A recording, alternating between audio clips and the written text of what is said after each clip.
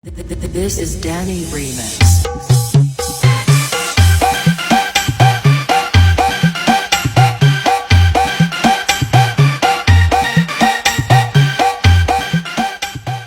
Assalamualaikum warahmatullahi wabarakatuh. Kembali lagi bersama saya, yaitu Galis Wartanto sebagai podcaster.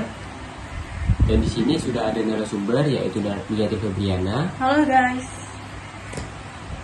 Dan ada beberapa pertanyaan yang saya ingin tanyakan kepada beliau, ya tentang pengalaman beliau atau prestasi yang sudah dia dapatkan selama dia sekolah.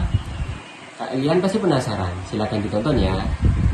Dan untuk pertanyaan pertama, apa prestasi yang sudah didapatkan dari dulu sampai sekarang? Mungkin bisa diceritakan untuk penonton supaya termotivasi. Nah, terima kasih sebelumnya pertanyaannya. Nah, di sini saya akan menjawab. Saya dulu di bangku SD itu saya pernah mengikuti berbagai banyak kompetisi. Nah, salah satunya yaitu mengikuti lomba public speaking, yang dimana lomba pidato itu harus diikuti oleh seluruh siswa. Dan juga saya akan mencoba pada saat itu, dan akhirnya saya mendapatkan juara ketiga lomba pidato Dai Cilik pada tahun 2017 hingga 2018. Dan yang kedua, pada saat saya menginjak bangku di SMP Negeri 1 Kota Probolinggo ini, saya selalu mengikuti banyak public speaking atau lomba-lomba kompetisi yang lainnya. Dan saya pada saat itu ada lomba pidato dan saya ingin mencoba untuk mengikuti hal tersebut. Dan akhirnya, alhamdulillahnya, dan saya mendapatkan juara kedua lomba pidato Dai Cilik lagi gitu. Pengetahuan saya ini, kan kamu kan pasti sekarang kan masih kelas 10. Apakah itu masih lanjut sampai sekarang? Pastinya masih lanjut dong. Dengan adanya hobiku yang seperti itu juga, aku itu harus meningkatkan public speakingku dari hari demi hari, dan juga aku harus mengikuti berbagai banyak kompetisi. Nah, pada saat itu di SMA Negeri 1 itu juga ada lomba bulan bahasa, di mana lomba bulan bahasa itu disuruh membaca puisi. Nah, aku itu sudah mengikuti lomba tersebut, akhirnya finalis dong. Nah, tetapi di babak terakhir aku gagal, jadi kayak begitulah. Kalau misalnya tahapnya sesulit itu, pasti ada dong cerita di balik semua itu. Bisa ceritakan nggak susah senangnya itu apa? Kok bisa sampai pinter public speaking?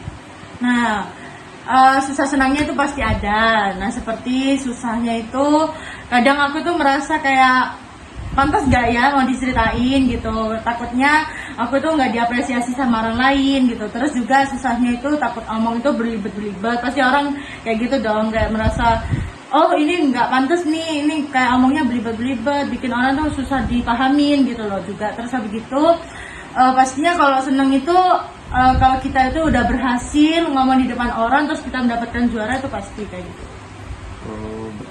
Apa motivasi kok bisa semangat itu? Motivasi saya itu dari tahun ke tahun itu pastinya selalu mencoba untuk selalu mencoba hal-hal yang baru di dalam hidup kita sendiri, dan jangan pernah menyerah.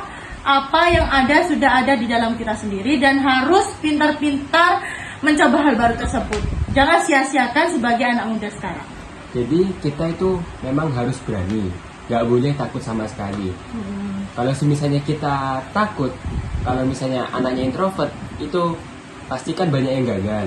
Pasti. Itu gimana kalau misalnya ada anak yang susah bergaul atau susah ngomong, itu solusinya gimana kira-kira? Menurut pendapatku sendiri nih ya, anak introvert itu pastinya kayak gak mau bergaul sama banyak orang dan gak mau berbicara di depan banyak orang. Nah, menurutku sih dia itu harus berkonsultasi dulu sama gurunya, tentang meskipun dia udah memiliki hobi public speaking kayak aku ini, dia itu harus melaporkan kayak dia itu kepingin mengikuti tapi dia itu gak punya percaya diri. Nah, sebaiknya guru itu juga harus memberikan solusi kepada siswa ini, gimana caranya siswa ini itu harus keluar dari zona nyamannya dia sendiri, dan juga harus memberi banyak dukungan atau motivasi dari orang tua juga. Nah, aku dulu juga seperti itu. Awalnya tuh kayak gak percaya diri banget, terus gak optimis sama sekali, kayak kepingin nyerah, dan akhirnya aku mencoba, itu aku mendapatkan hasil yang baik gitu. Dan untuk pertanyaan yang kedua, yaitu pengalaman organisasi apa yang dialami dari kelas 7 SMP sampai kelas 10 SMA kan pasti banyak tuh, apa aja? Nah, terima kasih untuk pertanyaannya. Di sini aku bakal menjawab. Aku itu pada saat kelas 7 tidak mau mengikuti berbagai organisasi seperti OSIS. Nah, tetapi pada saat itu aku dijabat sebagai sekretaris kelas. Akhirnya aku mengikuti sebuah organisasi yang dimana materinya tentang kesehatan remaja. Tetapi pada saat itu guruku tuh bilang kalau organisasi itu memulai awal baru untuk mengikuti organisasi PIKR. Nah, awalnya mau bertanya kenapa aku harus ikut, dan aku bertanya mengapa, apakah itu organisasi PIKR itu aktif atau tidak. Ternyata jarang sekali untuk mengikuti organisasi tersebut, dan akhirnya aku menyetujui. Tetapi ada banyak kemungkinan yang memungkinkan aku tuh belajar tuh semakin terganggu, dan lama kelamaan aku akan terbiasa. Pada saat aku kelas 8 aku dijabat sebagai ketua PIKR di SMP Negeri 1 Kota Probolinggo. Nah, itu merupakan suatu bentuk semangat perjuanganku dalam membentuk kekeluargaan di dalam tim di PIKR ini di SMP Negeri 1 Kota Probolinggo. Dan untuk di SMA ini masih nggak mau mengulangi organisasi lagi karena menurutku jamnya kan cukup lama, takutnya capek, seperti badanku kan mudah lelah, jadi kayak nggak mau mengikuti apa-apa. Cuman aku di SMA ini lebih mengikuti ke ekstrakurikuler aja sih. Dulu waktu menjadi ketua PKR itu kan pasti kan ada susahnya, itu susah senang. Nah itu apa? Susah, Apa? Terus? susah senangnya jadi kan Nah, apa sih emang SMA 1 itu sebenarnya apa sih? Emang bisa diceritain nggak? karena emang dari dulu SMA Negeri 1 itu emang sepopuler itu, se-famous itu kan. Nah, emang banyak udah dikenal oleh masyarakat umum. Nah, juga aku itu udah punya kepengenan dari dulu, dari SD sih, kepingin di SMP 1, SMA 1. Jadi kayak kan keluargaku itu kayak gak ada yang mempunyai sekolah impian di situ, jadi aku yang harus meneruskan jejak itu gitu loh. Nah, juga pada saat aku di situ tuh banyak kemungkinan gini, apa ya, menurutku nilaiku tuh udah bagus, udah maksimal lah ya. Berhubung pada saat kelas 9 itu dipotong oleh akreditas sekolah, maka sedikit mengurang lah. Jadi kayak aku cocok gak di situ, aku cocok gak, apakah aku kegusur dari SMA 1 apa enggak gitu. Banyak kemungkinan yang membuat aku tuh merasa minder. Terus habis gitu, setelah itu akhirnya aku lolos.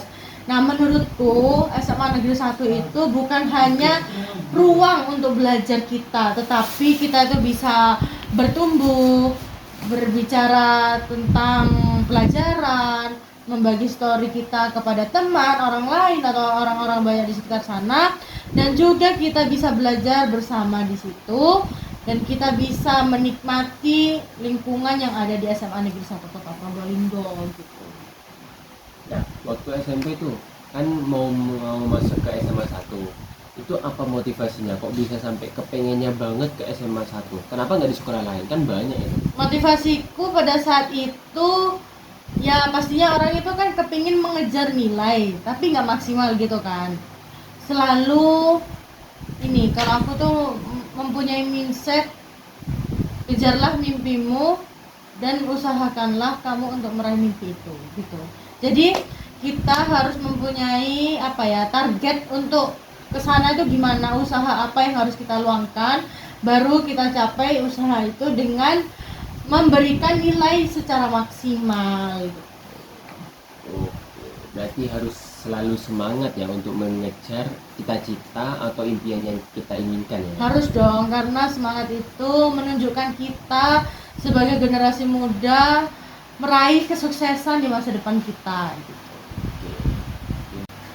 Jadi gitu guys, podcast di antara kita. Terima kasih sudah menonton. Mohon maaf kalau misalnya di antara kita ada salah kata yang tidak mengenakan untuk penonton di sana. Terima kasih.